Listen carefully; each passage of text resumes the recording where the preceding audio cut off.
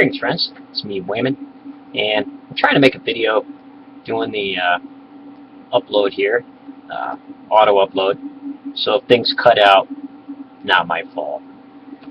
What I wanted to come on and talk about are a couple things. So I got into some discussions with some believers on my review of the book Torn, about the gay marriage debate, and it's pretty interesting. So I had a couple people drop verses, say what they believe, and I responded, and things got rather heated. So I guess that what's interesting is when these sorts of things happen, I tend to respond in kind to what I'm dealing with. If they're dropping verses, I'm going to do the same. If they get heated, I'm going to get heated. Until they come to the point where they're actually ready to talk, which could take a long time. As many of you know, if you've been on here for a while, debating with people. And it was interesting because a guy I know gave me this CD. He's a street preacher.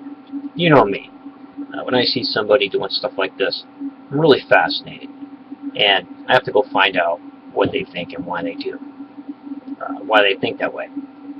Yeah, why they think. I have to go figure out what they think and why they think that way. And so he gave me this CD.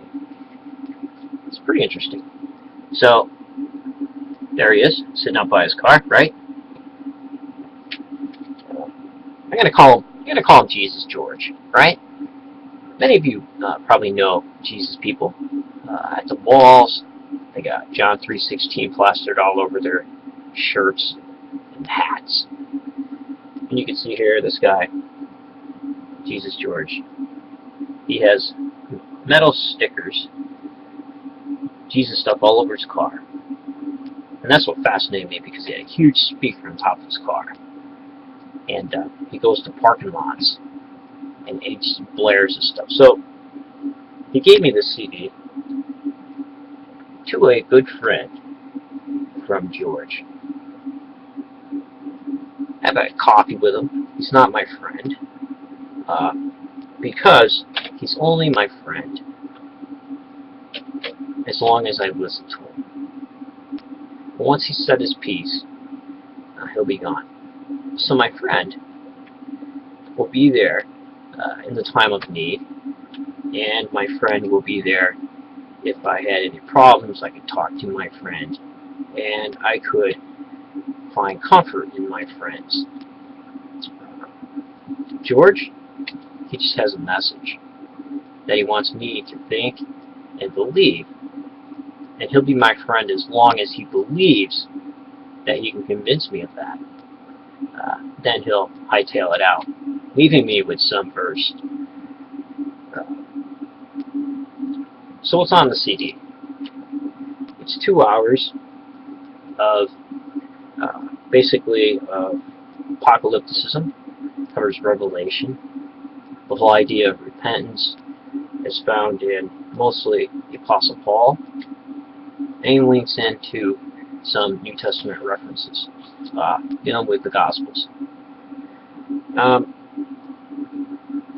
Notice here, George doesn't have another seat right here where somebody else can sit and talk. So automatically from this picture, I know that the conversation is one-sided. From hearing this, he sits in his car, blares his stuff through his loudspeaker until the cops shut him down, which is what I heard in this. Listen to this twice. 4 hours. So it's pretty interesting that he doesn't go and approach people. Maybe Jesus George should be out witnessing in other ways.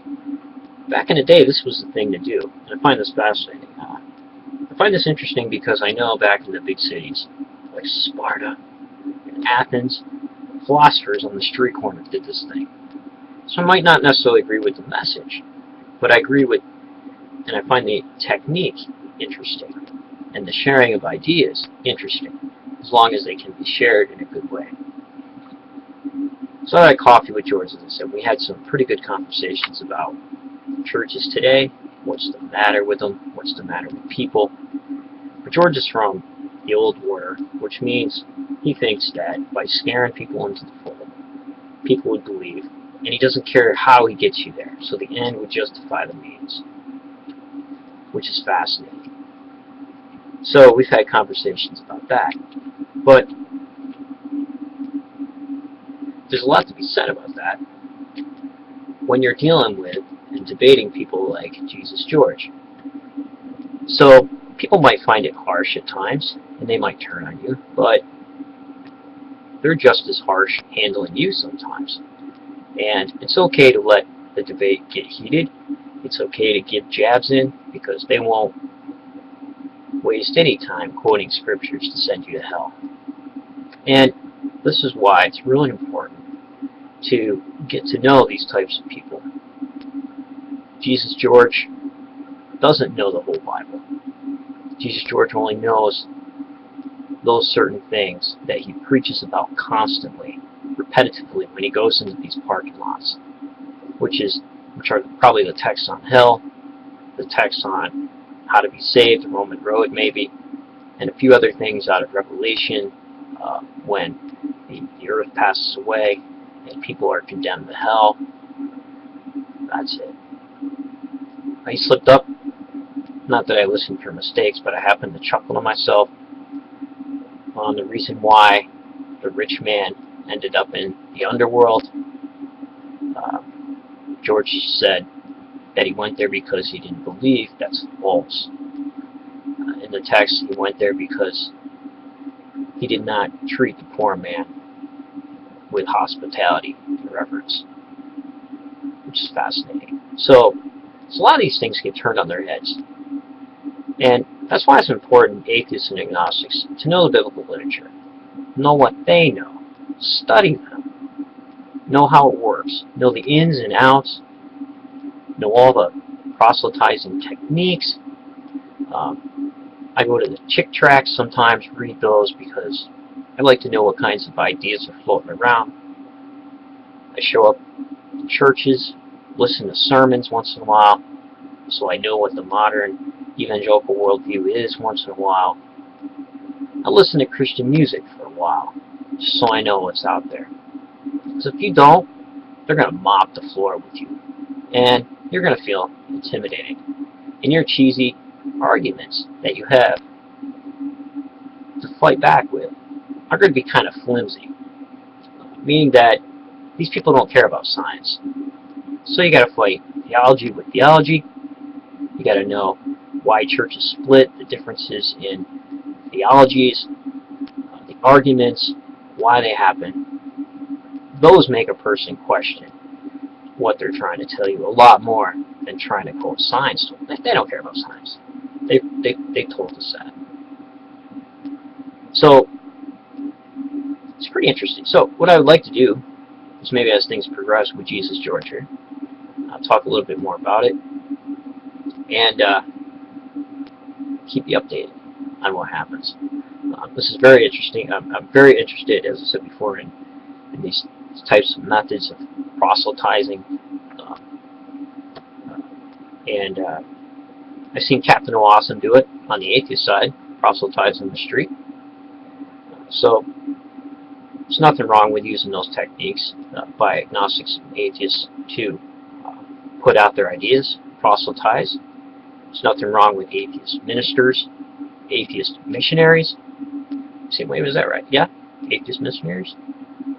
Amazing Atheist is an atheist missionary. So that's all I wanted to say. I've been kind of busy, so read some good books. But be well, friends, and don't get taken. And remember, if everybody's thinking alike, somebody isn't thinking.